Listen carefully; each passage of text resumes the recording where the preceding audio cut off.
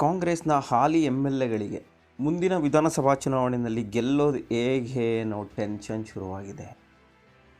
ಅವರ ಈ ಟೆನ್ಷನ್ಗೆ ಕಾರಣ ಸಿದ್ದರಾಮಯ್ಯನವರು ಈಗಾಗಲೇ ನಾನು ಎಲೆಕ್ಷನ್ ನಿಲ್ಲೋದಿಲ್ಲ ಅಂತ ಅನೌನ್ಸ್ ಮಾಡಿದ್ದಾರೆ. ಆವತ್ತಿನಿಂದನೇ ಎಷ್ಟೋ MLAಗಳಿಗೆ ಡವಡವ ಶುರುವಾಗಿದೆ. ಸಿದ್ದರಾಮಯ್ಯ ಸಾಹೇಬ್ರಿಲ್ಲದೆ ನಾವೇ ಗೆಲ್ಲಕ್ಕಾಗತ್ತೆ, 2028ರ ಚುನಾವಣೆ, ಅವರ ಶಕ್ತಿ ಬೇಕೇ ಬೇಕಲ್ವಾ, ಅವರ ಪ್ರಚಾರ ಕಾರ್ಯ ಬೇಕೇ ಬೇಕಲ್ವಾ, ಅವರು ಸಂಪೂರ್ಣವಾಗಿ ಮನಸ್ಪೂರ್ವಕವಾಗಿ ಪ್ರಚಾರದಲ್ಲಿ ತೊಡಗಿಸ್ಕೊಂಡ್ರೆ ಮಾತ್ರವೇ ಅಲ್ವಾ ನಾವು ಗೆಲ್ಲೋದಕ್ಕಾಗೋದು ಅನ್ನೋ ಒಂದು ಟೆನ್ಷನ್ ಶುರುವಾಗಿರೋದು.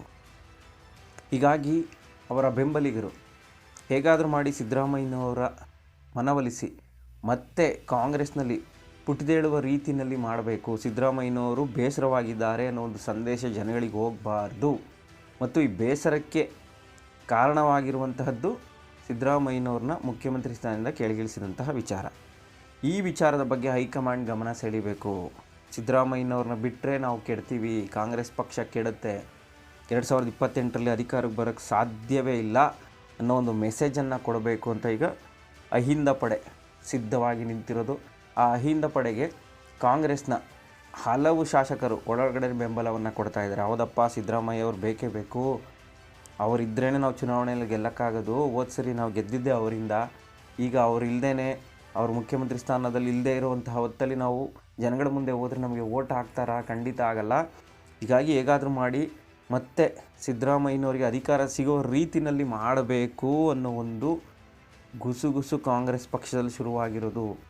ಎಲೆಕ್ಷನ್ಗೆ ಇನ್ನು 7-8 ತಿಂಗಳಿರುವಾಗ ಮತ್ತೆ ಸಿದ್ದರಾಮಯ್ಯನವ್ರನ್ನ ಮುಖ್ಯಮಂತ್ರಿ ಮಾಡೋದು, ಆ ಮೂಲಕ ಸಿದ್ದರಾಮಯ್ಯನವರ ನೇತೃತ್ವದಲ್ಲಿ ಚುನಾವಣೆಗೆ ಹೋಗಬೇಕು. ಈ ರೀತಿ ಆದರೆ ಮಾತ್ರ ನಾವು ಗೆಲ್ಲೋಕ್ಕಾಗೋದು, ಮತ್ತು ಕಾಂಗ್ರೆಸ್ ಅಧಿಕಾರಕ್ಕೆ ಬರೋದು ಅಂತ ಎಷ್ಟೋ MLAಗಳು ತಮ್ಮ ಇಂಗಿತವನ್ನು ವ್ಯಕ್ತಪಡಿಸ್ತಾ ಇದ್ದಾರೆ.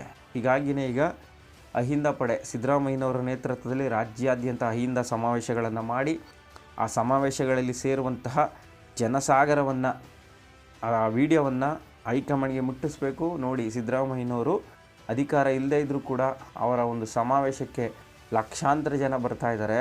ನೀವು ಸಿದ್ದರಾಮಯ್ಯನವ್ರನ್ನ ನಿರ್ಲಕ್ಷ್ಯ ಮಾಡಬಾರ್ದು. ಸಿದ್ದರಾಮಯ್ಯನವ್ರ ಕೈಯಲ್ಲಿ ಅಧಿಕಾರ ಇದ್ದರೆ ಮಾತ್ರನೇ ಅಹಿಂದ ವರ್ಗದ ಜನತೆ ಮತ್ತು ಎಲ್ಲ ಜಾತಿಯ ಬಡ ಜನತೆ ಓಟ್ ಹಾಕ್ತಾರೆ ಕಾಂಗ್ರೆಸ್ಗೆ. ಅವರಿಗೆ ಅಧಿಕಾರ ಇಲ್ಲದೇ ಅವರಿಗೆ ಖಾಲಿ ಕೈಯಲ್ಲಿ ಹೋಗಿ ಸಿದ್ದರಾಮಯ್ಯನವ್ರ ಕೈಯಲ್ಲಿ ಪ್ರಚಾರ ಮಾಡಿಸಿದ್ರು ಕೂಡ ಜನ ಕಾಂಗ್ರೆಸ್ ಪಕ್ಷಕ್ಕೆ ಓಟ್ ಹಾಕೋದಿಲ್ಲ.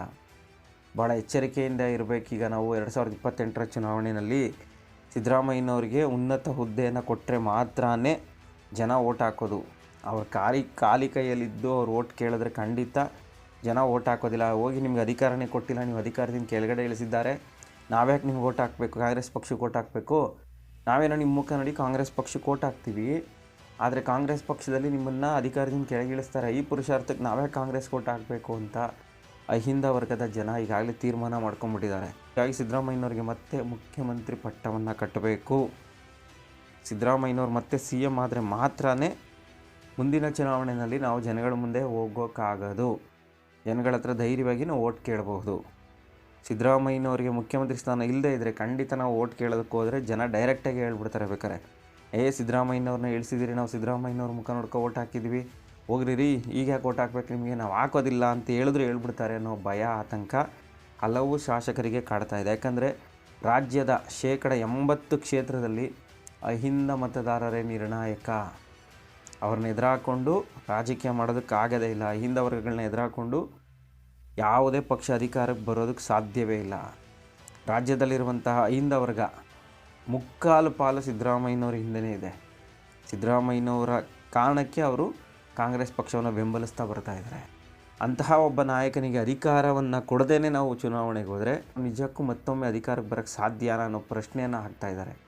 ಹೀಗಾಗಿ ಈಗ ಸಿದ್ದರಾಮಯ್ಯನವ್ರನ್ನ ಮುಂದಿಟ್ಕೊಂಡು ಸಿದ್ದರಾಮಯ್ಯನವರ ನೇತೃತ್ವದಲ್ಲಿ ಹಲವು ಸಮಾವೇಶಗಳನ್ನು ಮಾಡಿ ಆ ಸಮಾವೇಶದಲ್ಲಿ ಸೇರುವಂತಹ ಜನಸಾಗರವನ್ನು ಹೈಕಮಾಂಡ್ಗೆ ತೋರಿಸ್ಬೇಕು.